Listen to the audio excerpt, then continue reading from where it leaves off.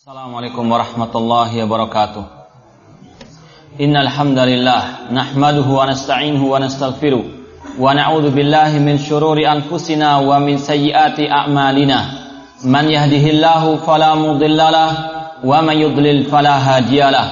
Asyhadu an la ilaha illallah wahdahu la syarikalah wa asyhadu anna Muhammadan abduhu wa rasuluh. Ya ayyuhalladzina amanu taqullaha haqqa tuqatih wa la tamutunna illa wa antum muslimun. Ya ayyuhan nasu taqu rabbakum alladzi khalaqakum min nafsin wahidah wa khalaqa minha zawjaha wa batha minhuma rijalan katsiran wa nisaa'a wattaqullaha alladzi tasaaluna bihi wal arham innallaha kana 'alaikum raqiba.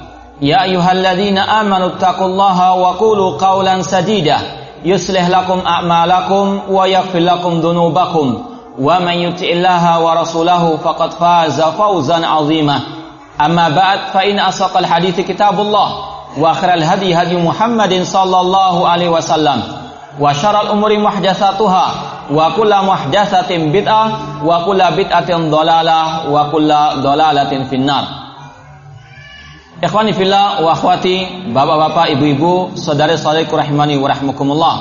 Alhamdulillah Allah Subhanahu wa taala memberikan kepada kita hidayah dan taufiknya serta pertolongannya sehingga kita bisa berkumpul di salah satu rumah-rumahnya.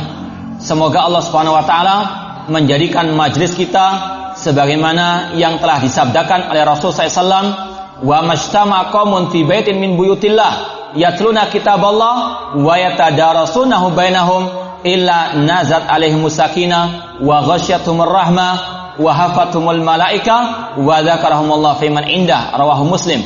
Kata Rasul SAW, tidaklah sekelompok manusia berkumpul di salah satu rumah-rumah Allah, mereka membaca Al-Quran dan saling mempelajari Al-Quran, melainkan akan turun ketenangan kepada mereka.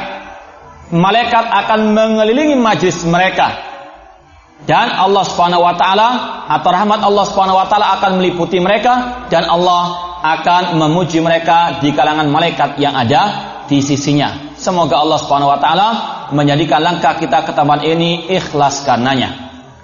Ikhwani fillah wa akhwati rahimani wa rahimakumullah. Berinjak daripada hadis tadi, maka pada kesempatan yang berbahagia ini, marilah kita bersama-sama merenungkan kalam Allah, merenungkan ayat-ayat Allah Subhanahu wa taala, yang insyaallah dengan itu akan bertambah iman kita kepada Allah Subhanahu wa taala. Innamal mu'minuna alladzina idza dzukirallahu wajilat qulubuhum wa idza tuliyat 'alaihim ayatu zadatuhum imana wa 'ala rabbihim yatawakkalun. Sesungguhnya orang-orang yang beriman yang sebenarnya adalah orang-orang yang apabila disebut nama Allah gemetarlah hatinya, dan apabila dibacakan ayat-ayat Allah maka bertambahlah iman mereka, dan kepada Rabb mereka lah mereka bertawakal. Pada kesempatan yang berbahagia ini, marilah kita merenungkan sebuah surat Al-Quran. Surat yang pendek namun sangat tinggi kedudukannya di dalam Islam. Suatu surat yang pendek namun padat maknanya. Surat yang hanya terdiri dari 4 ayat. Itulah surat Al-Ikhlas. Allah Subhanahu wa taala berfirman, "Qul huwallahu ahad." Katakanlah, wahai Nabi Muhammad, Allah dialah Al-Ahad, yang Maha Esa. Allahus Samad, Allah tempat manusia bergantung. Lam yalid walam yulad, dia tidak beranak dan tidak pula diperanakan. Walam yakul lahu kufuwan ahad, dan dia tidak ada sesuatu pun yang serupa dengannya. Surat yang sangat pendek namun penuh dengan keutamaan-keutamaan yang kalau kita betul-betul memahaminya dan kita mengamalkannya, insyaallah kita termasuk orang-orang yang bisa ikhlas dalam beribadah kepadanya, dan termasuk orang-orang yang akan banyak mendapatkan pahala keutamaan dari Allah Subhanahu wa taala. Yang ingin kita bahas pertama kali berkaitan dengan sebab turunnya surat ini. Kita harus mengetahui bahwasanya tidak semua ayat, tidak semua surat ada sebab nuzulnya. Tidak semuanya ada sebab turunnya. Adapun surat Al-Ikhlas itu ada sebab nuzulnya kata para ulama. Seperti yang diriwayatkan oleh Imam Ahmad, Imam Tirmidzi dan sebagainya. Sebab nuzulnya surat Al-Ikhlas itu adalah pertanyaan yang diajukan oleh orang-orang musyrikin, atau dalam riwayat dikatakan orang-orang Yahudi. Mereka bertanya kepada Rasulullah SAW, "Sif lana rabbaka." sifatilah kepada kami Rabbmu. Siapakah Rabbmu tersebut? Wahai Nabi Muhammad, wahai Muhammad. Atau dalam riwayat lain dikatakan insib lana rabbaka, sebutkan nasab keturunan Rabbmu. Maka Allah pun menurunkan surat ini sebagai jawaban atas pertanyaan orang-orang musyrikin ataupun orang-orang al-Yahud. Ini sebab turunnya surat Al-Ikhlas, yaitu pertanyaan yang diajukan oleh orang-orang musyrikin ataupun orang-orang al-Yahud. Kemudian yang kedua yang ingin kita bahas berkaitan dengan keutamaan surat Al-Ikhlas ini. Kita akan bawakan hadis-hadis yang sahih yang berkaitan dengan keutamaannya. Yang pertama diriwayatkan dari sahabat Rasulullah SAW yang bernama Abi Darda radhiyallahu anhu, bahwasanya Nabi SAW bersabda, "Ayat jizu ahadukum an yaqra'a fi lailatin sulsal Quran." Apakah salah seorang di antara kalian tidak sanggup untuk membaca sepertiga Al-Quran pada waktu satu malam? Kemudian qalu wa kaifa yaqra' sulusal Quran? Bagaimana mungkin seseorang membaca dalam waktu satu malam sepertiga Al-Quran? Maka Rasul mengatakan, Qul huwallahu ahad ta'dilu sulusal Quran. Bahwasanya Qul huwallahu ahad, yaitu surat Al-Ikhlas, itu setara sebanding dengan sepertiga Al-Quran. Kalau orang itu membaca surat Al-Ikhlas, maka dia seperti membaca sepertiga Al-Quran. Hadis riwayat Imam Muslim. Apa maknanya? Apa makna Al-Ikhlas? Surat Al-Ikhlas itu setara dengan sepertiga Al-Quran. Apakah kalau kita membacanya 3 kali berarti kita khatam Al-Quran? Apakah kalau kita membaca 3 kali surat Al-Ikhlas pahalanya seperti membaca Al-Quran secara keseluruhan? Kata para ulama tidak. Ya. Namun yang benar dikatakan Al-Ikhlas atau surat Al-Ikhlas sepertiga Al-Quran dikarenakan Al-Quran secara global itu kandungannya hanya 3. Sekali lagi, Al-Quran kandungannya, isinya itu secara global ada 3. Yang pertama berkaitan dengan al-aqidah, iman ataupun tauhid. Yang kedua, isi Al-Quran berkaitan dengan al-qasas, masalah kisah-kisah, kisah Nabi dan kaumnya, kisah orang mukmin, orang kafir, kisah penghuni api neraka, kisah penghuni surga, dan seterusnya. Yang ketiga, Al-Quran isinya tentang al-ahkam, hukum-hukum, tentang sholat, zakat, puasa, haji, dan lain seterusnya.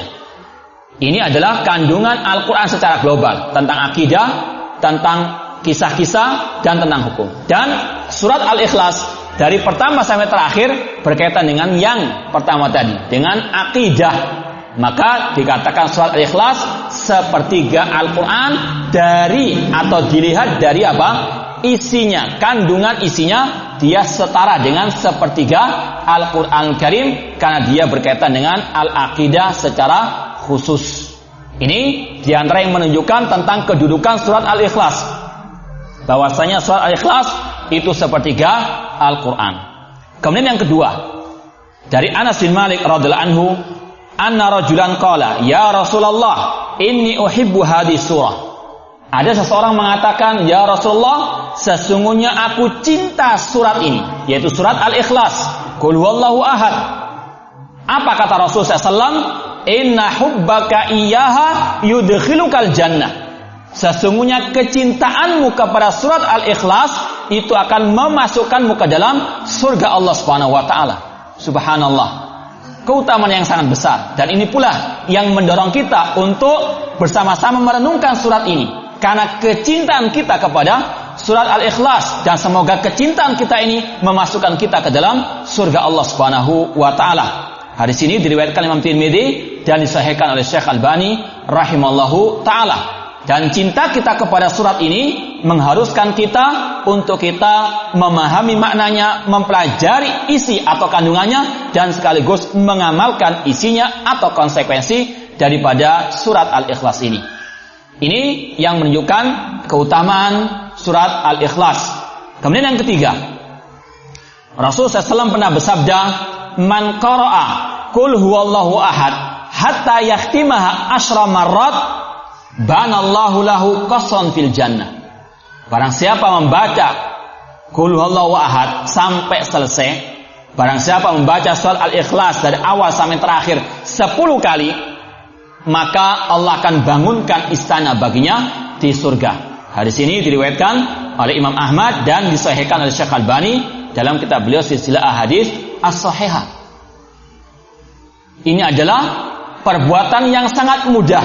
10 kali membaca surat Al-Ikhlas, namun keutamanya sangat besar, surga jaminannya. Namun tentunya sekali lagi harus kita iringi dengan mempelajari maknanya dan mengamalkan isi ataupun kandungannya. Kemudian yang keempat, di antara keutamaan surat Al-Ikhlas diriwayatkan oleh Mu'ad bin Abdullah bin Khubayb bahwasanya beliau berkata, "Kharajna fi lailatin matiratin wa dhulmatin syadidah." Pernah suatu saat kita keluar di malam yang hujan turun dengan lebatnya, yang sangat gelap gulita malam tersebut. Natlubu Rasulullah SAW yusalli lana. Kita mencari Rasulullah SAW untuk beliau salat bersama kita. Qala fa'adraktuhu. Kemudian aku pun mendapati Rasulullah SAW, menemui Rasulullah SAW. Faqala. Kemudian Rasul mengatakan, kul, katakanlah. Aku pun mengatakan, kata Mu'ad bin Abdullah, falam akul syai'an. Namun aku tidak mengatakan sesuatu apapun. Kemudian Rasul mengatakan lagi, kul, katakanlah. Namun aku tidak mengatakan sesuatu apapun, karena beliau tidak tahu apa maksud tersebut. Kemudian qala kul faqultu ma aqul. Kemudian Rasul berkata lagi, katakanlah.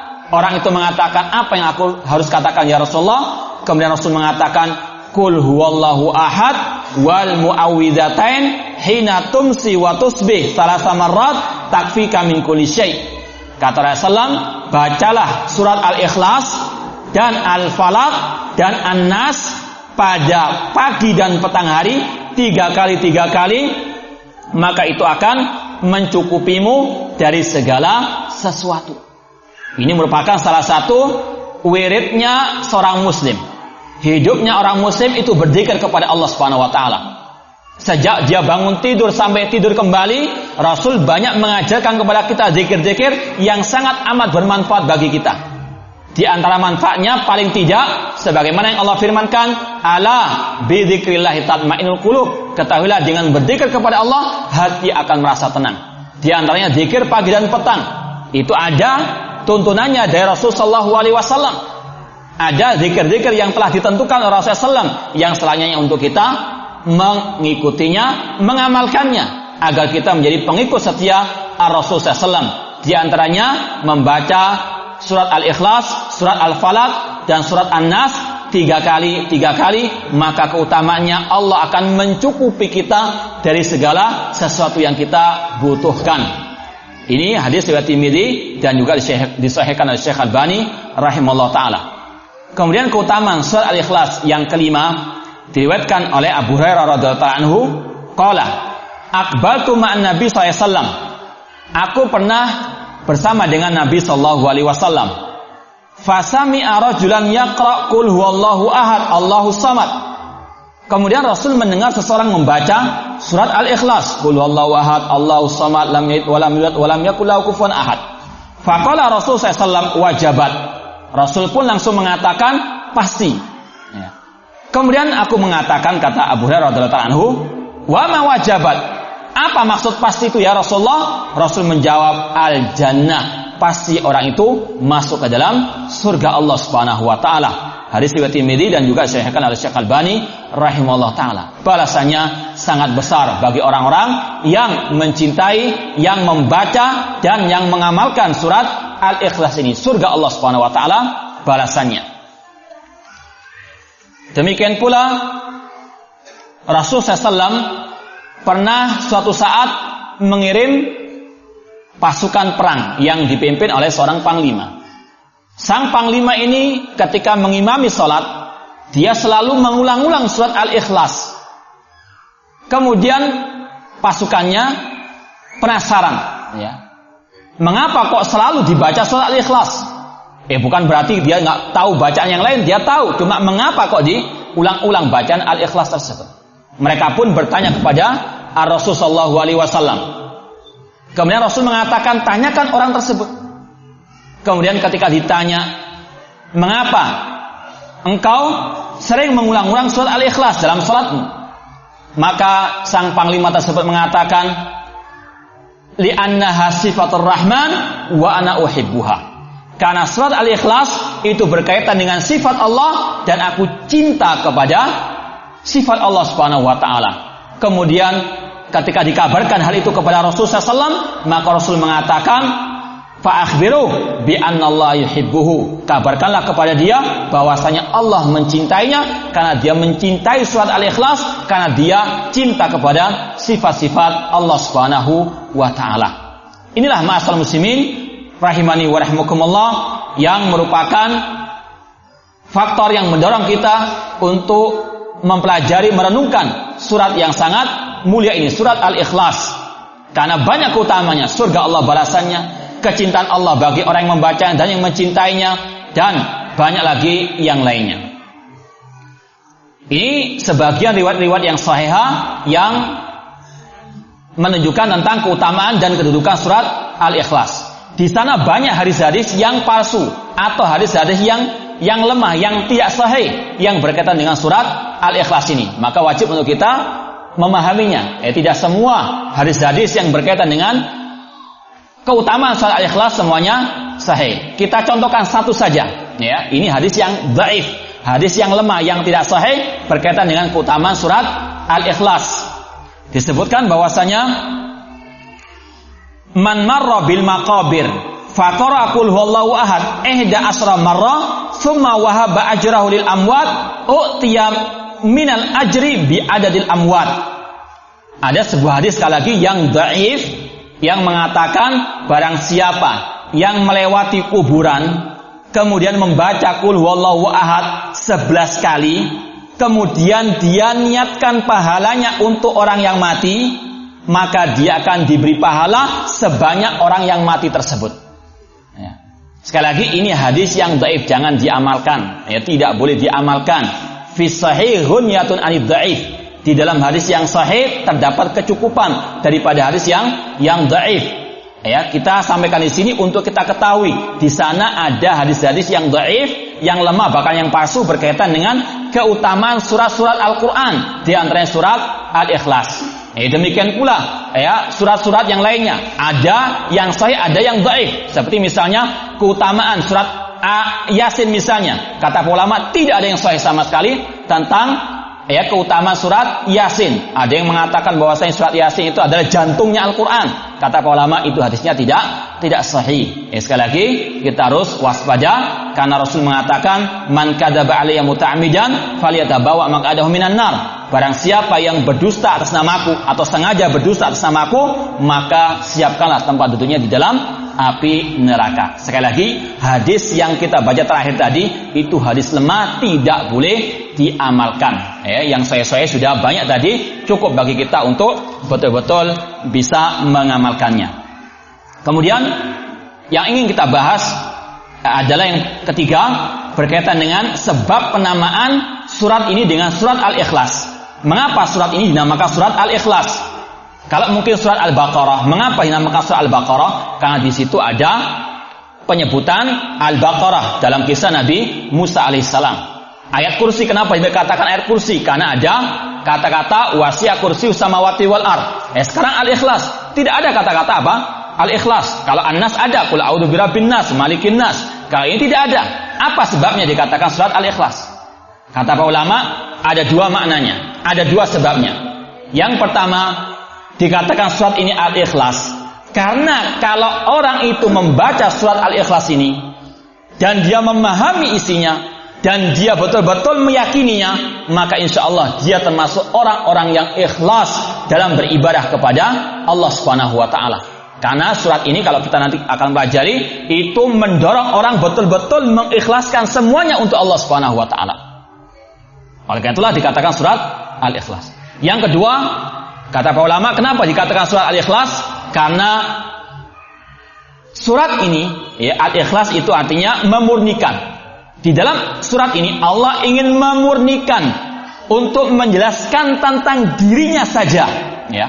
Allah ingin untuk memurnikan surat ini tentang dirinya saja. Dari awal sampai terakhir berkaitan dengan dirinya Allah, zatnya Allah, berkaitan dengan namanya Allah dan sifatnya Allah Subhanahu wa ta'ala. Itu dua sebab mengapa surat ini dinamakan surat Al-Ikhlas. Sekarang kita masuk kepada poin yang keempat, yang terakhir, yang berkaitan dengan kandungan surat Al-Ikhlas ini secara global. Allah Subhanahu wa ta'ala berfirman, "Qul huwallahu ahad." Katakanlah wahai Nabi Muhammad. Di dalam kata-kata kul di sini, kata para ulama di antaranya Syekh Shalih bin Fauzan Al-Fauzan, bahwasanya ini menunjukkan bahwasanya Al-Qur'an bukan ucapannya Nabi, namun itu adalah ucapan Allah Subhanahu wa taala. Bahwasanya Al-Qur'an adalah kalamullah, bukan makhluk, ya. Dan ini merupakan salah satu akidah Ahlussunnah wal Jamaah, bahwasanya Al-Qur'an adalah kalamullah. Allah berfirman, "Wa in ahadun minal musyrikin istajaraka fa'ajirhu hatta yasma' kalamullah."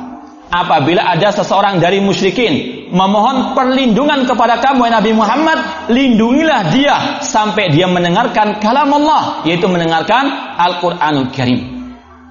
Dan sepakat ulama Ahlussunnah mengatakan, barang siapa mengatakan Al-Qur'an makhluk, maka dia kafir, ya. Al-Imam At-Tahawi, seorang ulama Ahlussunnah, mengatakan, "Wa anal Qur'ana kalamullah minhu bada bila kaifiyatin qaulan." Dan bahwasanya Al-Qur'an adalah kalam Allah. Dari Allah lah Al-Qur'an itu berasal. Dan kita tidak tahu bagaimananya Allah berfirman tersebut, bagaimananya sifat kalamnya Allah Subhanahu wa taala. Wa anzalau ala rasuli wahyan. Kata Imam Tahawi rahimahullah, dan Al-Qur'an itu diturunkan kepada Nabi sebagai wahyu. Wa saddaqahul mu'minuna ala dzalik. Dan orang beriman meyakini akan hal seperti itu. Wa aikanu annahu kalamullah bil haqiqah laisa ka kalamil bashar. Dan orang-orang beriman yakin bahwasanya Al-Qur'an adalah kalamullah bil haqiqah, secara hakiki, dan tidak sama dengan al-makhluk. Kemudian kata Imam Tahawi rahimahullah, faman sami'ahu fa za'ama annahu kalamul bashar faqad kafar.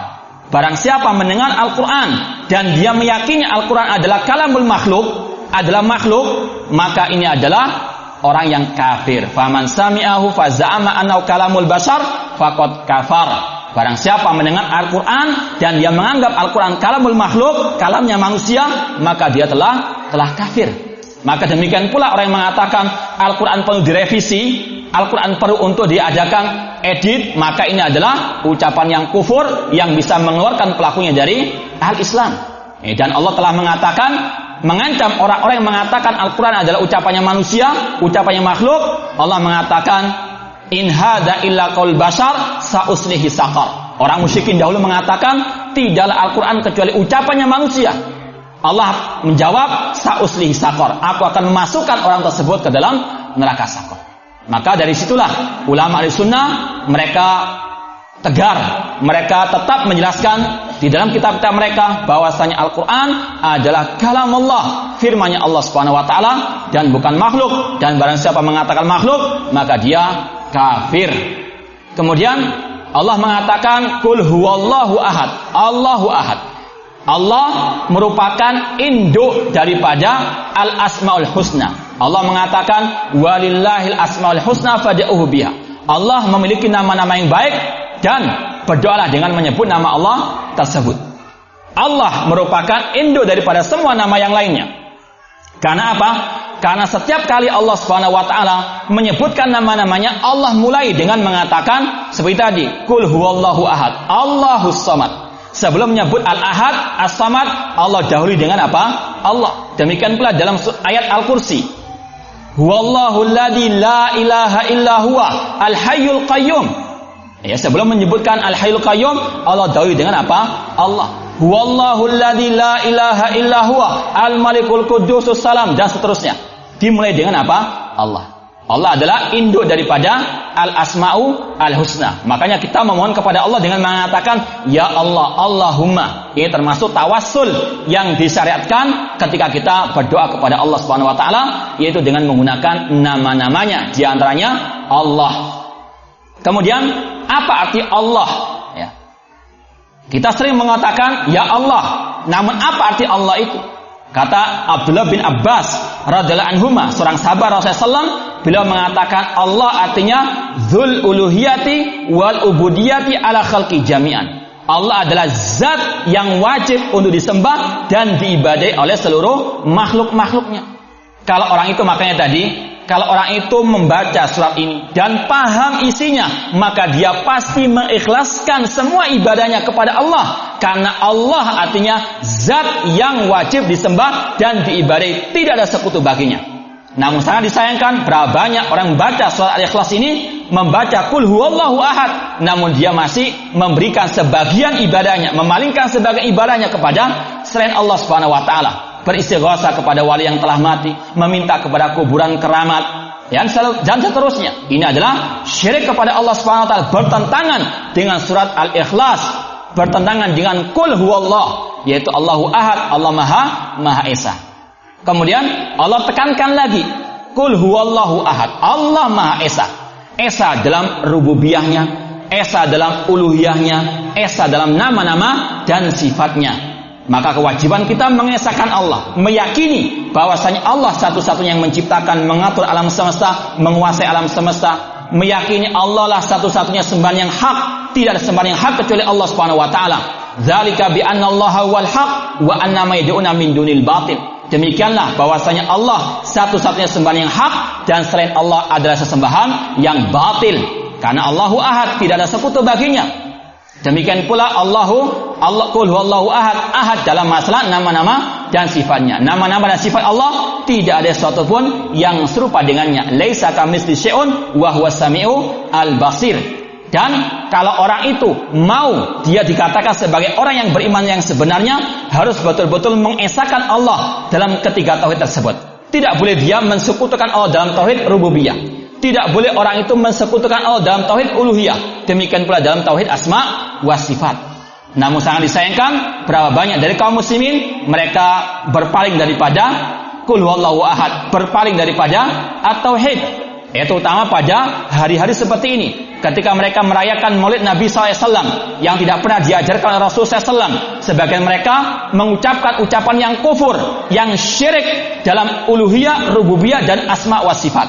Di antaranya mereka menyenandungkan qasidah Buddha, ya akramal khalqi maliman aludu siwaka indahulul hadisil amami.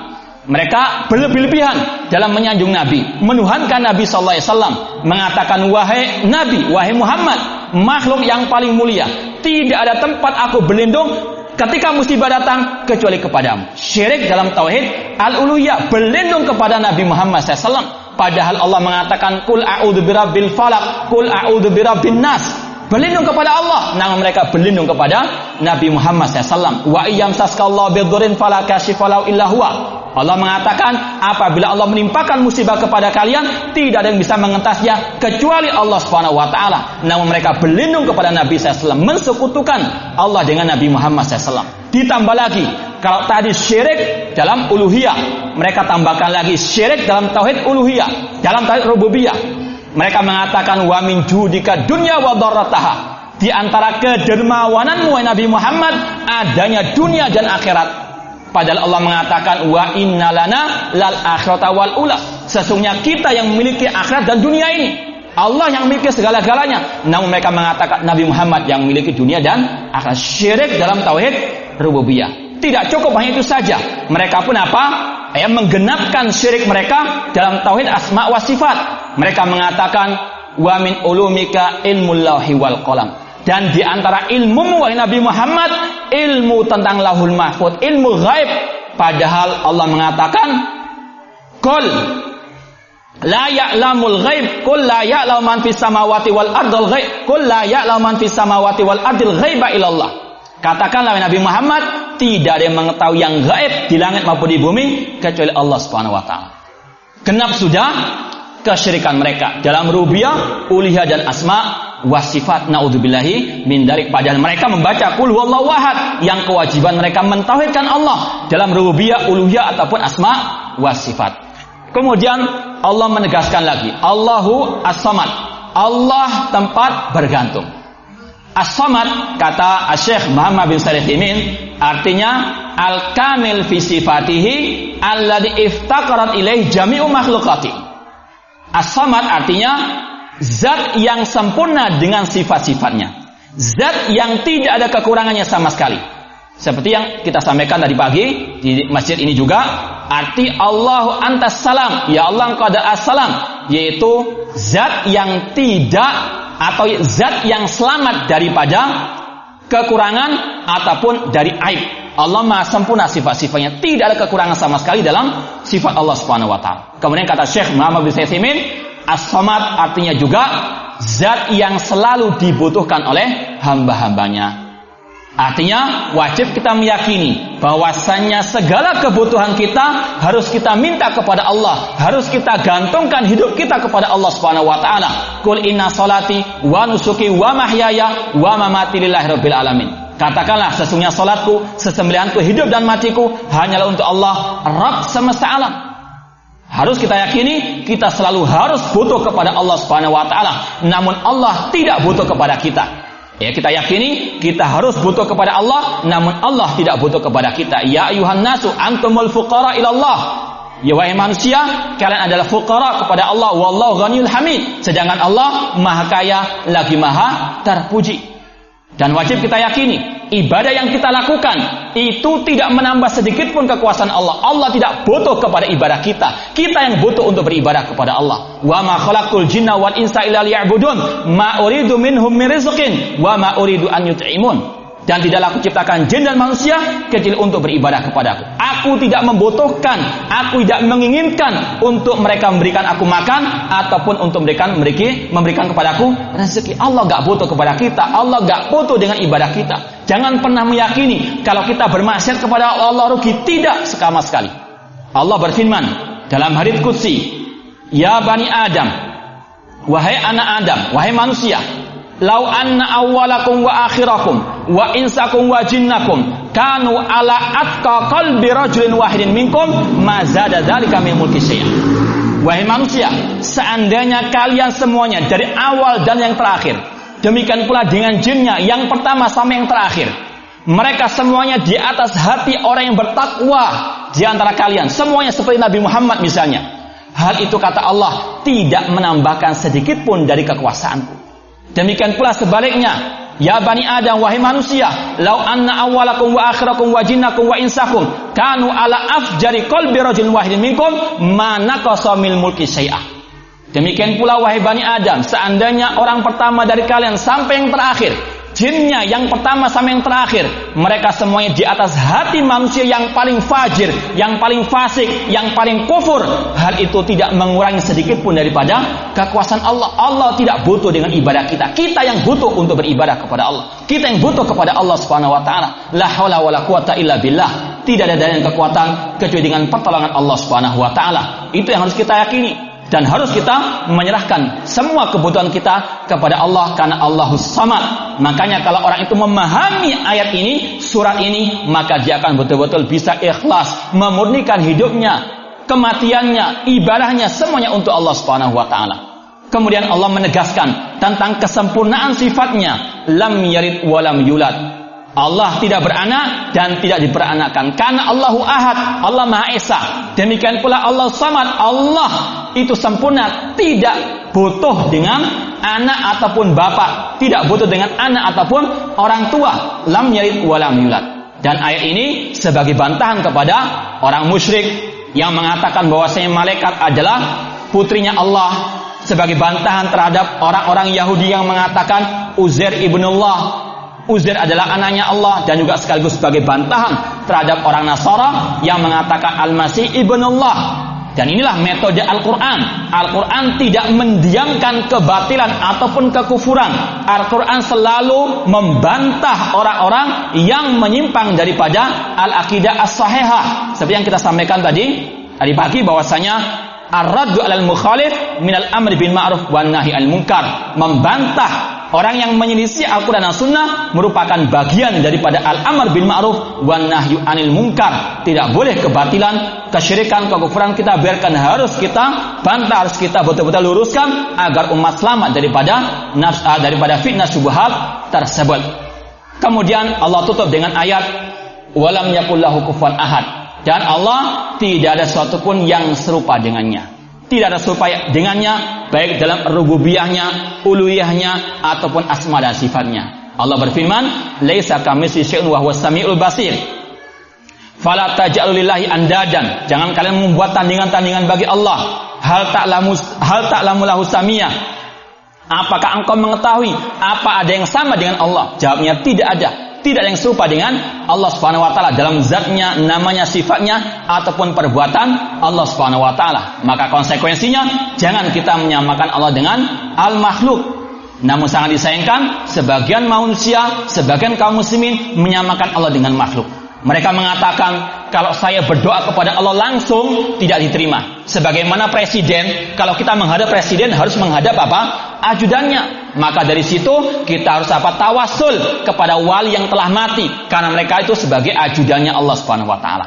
Kita ini banyak dosa, tidak diterima doa kita oleh Allah, harus lewat perantara wali-wali yang telah mati. Ini adalah bentuk menyerupakan Allah dengan makhluk. Allah mengatakan, "Ud'uni astajib lakum." Berdoalah kepadaku, aku akan kabulkan doa kalian. Apa kalian tidak percaya bahwasanya Allah pasti mengabulkan doa kalian bagaimanapun dosa kalian?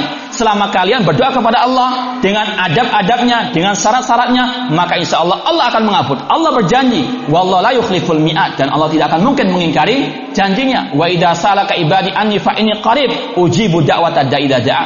Apabila hambaku bertanya kepada engkau Nabi Muhammad tentang diriku, jawablah aku dekat, aku mengabulkan orang yang berdoa kepadaku. Allah yang berjanji, Allah yang mengatakan, langsung berdoa kepada Allah tanpa perantara wali-wali yang telah mati tersebut. Dan harus kita yakini mereka yang telah mati, baik dia seorang nabi, dia seorang wali, seorang kiai, tidak akan mungkin bisa mendengarkan doa kita. Walladzina tad'una min dunihi ma yamlikuna min qitmir in tad'uhum la yasma'u du'aakum walau sami'u mastajabu lakum wa yaumal qiyamati yakfuruna bisyirkikum.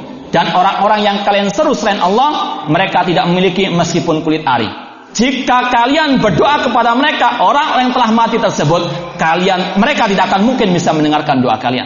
Seandainya mereka bisa mendengar doa kalian, mereka tidak akan mungkin bisa mengabulkan doa kalian. Yang bisa mengabulkan doa hanyalah Allah Subhanahu wa taala. Makanya kita mengatakan iyyaka na'budu wa iyyaka nasta'in. Hanya kepada Engkau lah kami beribadah dan hanya kepada Engkau lah ya Allah kami mohon pertolongan, karena Allah yang bisa mengabulkan doa kita.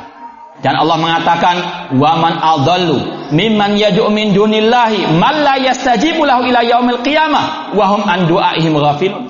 Siapakah orang yang sesat, ya?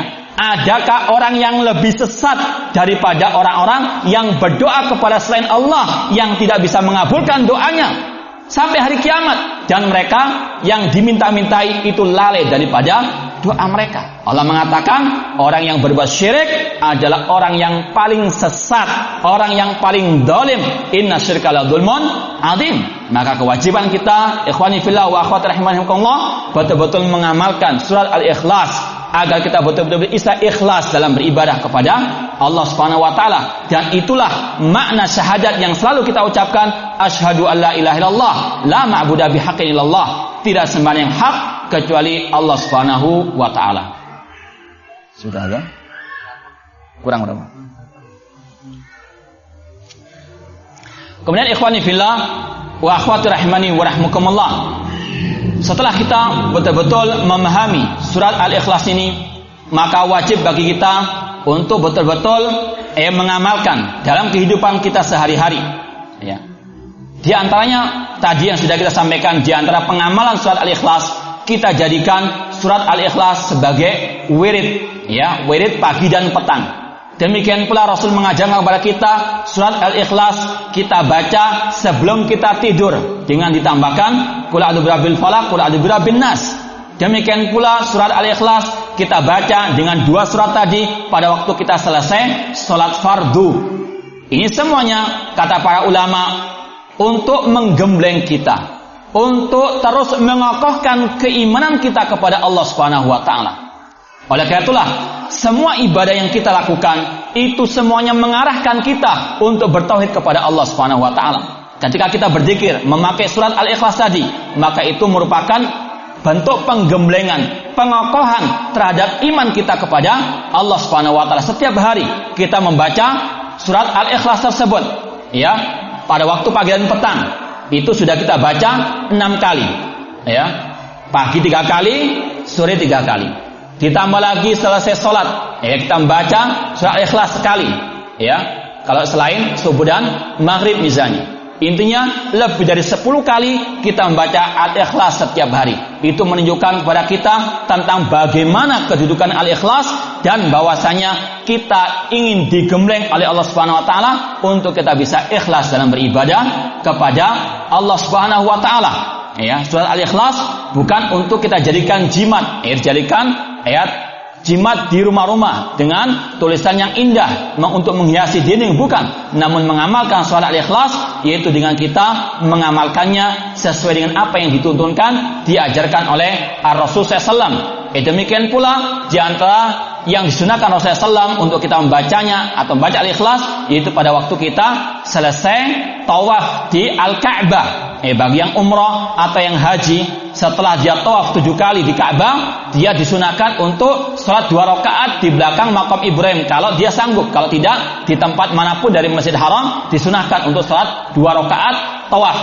Yang pertama, rakaat pertama Al-Fatihah dan Al-Kafirun, dan yang kedua Al-Fatihah dengan Al-Ikhlas. Ini kata para ulama merupakan Al-Madrasatul Imaniyah, dan dikatakan bahwasanya ibadah haji itu merupakan tempat pengembangan al-aqidah, karena dari awal sampai terakhir itu semuanya berkaitan dengan masalah at-tauhid. Semuanya berkaitan dengan tauhid. Contoh misalnya dalam masalah haji, orang yang berangkat haji pertama kali start haji, dia mengucapkan talbiyah, labbaik Allahumma labbaik, labbaik la syarika lak labbaik, innal hamda wan ni'mata lak wal mulka la syarika lak, tentang at-tauhid.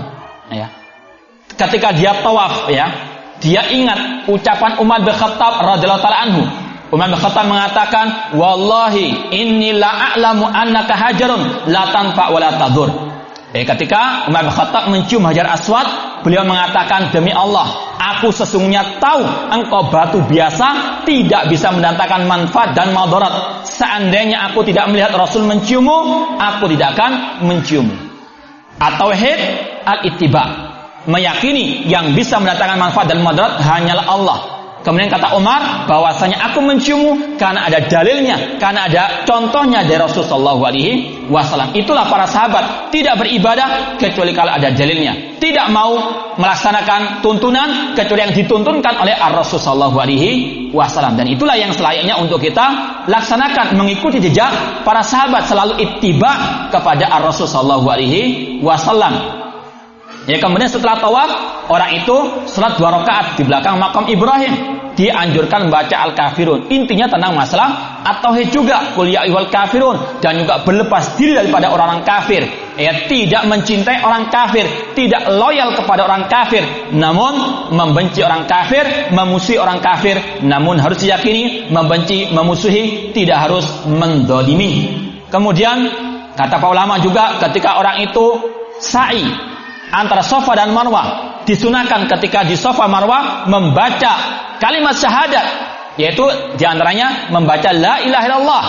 Itu yang merupakan apa? Salah satu zikir ketika ada di bukit Safa dan Marwah, dan dilanjutkan dengan yang lainnya.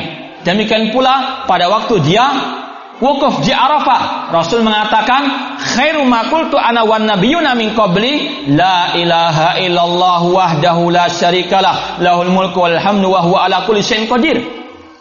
Allah la ilaha illallah, tauhid al-uluhiyah, tidak ada sembahan yang hak kecuali Allah Subhanahu wa taala. Itulah semua ibadah itu semuanya mengarahkan manusia untuk bertauhid kepada Allah Subhanahu wa taala. Namun sangat disayangkan, berapa banyak orang yang beribadah tidak sadar kalau dia diwajibkan untuk selalu bertauhid kepada Allah. Apalagi ketika kita sholat membaca Al-Fatihah, iyyaka na'budu wa iyyaka nasta'in. Namun sangat disayangkan, berapa banyak orang yang tidak memahami akan hal ini. Makanya seorang muslim ketika dia beribadah selayaknya juga memahami daripada makna ibadah tersebut, agar tidak begitu saja ibadah dilaksanakan namun tanpa roh yang ada di dalamnya. Ada soal jawab? Hah? Sudah selesai. Belum ada. Ya, mungkin itu yang bisa kita sampaikan. Semoga bermanfaat dan semoga Allah Subhanahu wa taala menjadikan kita sebagai orang yang bertauhid, dan semoga Allah mengakhiri hidup kita dengan ucapan kalimat tauhid la ilaha illallah. Sebelum azan kita jawab sebagian pertanyaan yang sudah masuk. Apa yang dimaksud dengan maqam Ibrahim? Maqam Ibrahim itu bukan makam, ya, bukan kuburan. Maqam itu dalam bahasa Arab artinya tempat berdiri, ya, qama yaqumu, ya, qiyaman, maqaman, tempat berdirinya Nabi Ibrahim ketika beliau membangun Ka'bah, ya.